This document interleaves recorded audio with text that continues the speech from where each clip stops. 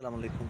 আমরা আসছি আমাদের একটা সাব স্টেশন, তারপর জেনারেটর, ফায়ার সেফটি হবে, একটা পাইপ ফ্যাক্টরি, এটা ইন্ডাস্ট্রি হবে। এটা খুব সুন্দর একটা জায়গা কেরানীগঞ্জে। জায়গার ভিউটা অসাধারণ, বিশেষ করে লেকের পাড় থেকে একটা নদী গেছে, রেল লাইন গেছে। রেল লাইনটা অনেক সুন্দর, দূর থেকে দেখা যাচ্ছে। এই দেখেন, এটা বিশেষ করে আমরা ঢাকা থেকে খুলনা অভিমুখে এই রেল লাইন থেকে যাওয়া আসা করা হয়।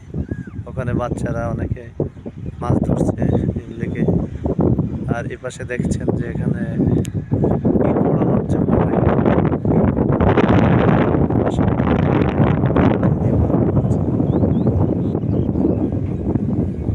পরিবেশটা অনেক সুন্দর। এই রোড দিয়ে মূলত জাজিরাতে যায়, খুব সুন্দর একটা জায়গা। তো বাতাস, এখানে বালি, চোখে বালি যাচ্ছে, অনেক কঠিন। এইটা হচ্ছে মূল প্রজেক্ট। এখানে মূলত sub station, 400 KV sub station হবে। তার জন্য আর কি আজকে আমরা এটা ভিজিট করতে এসেছি। মাশাআল্লাহ,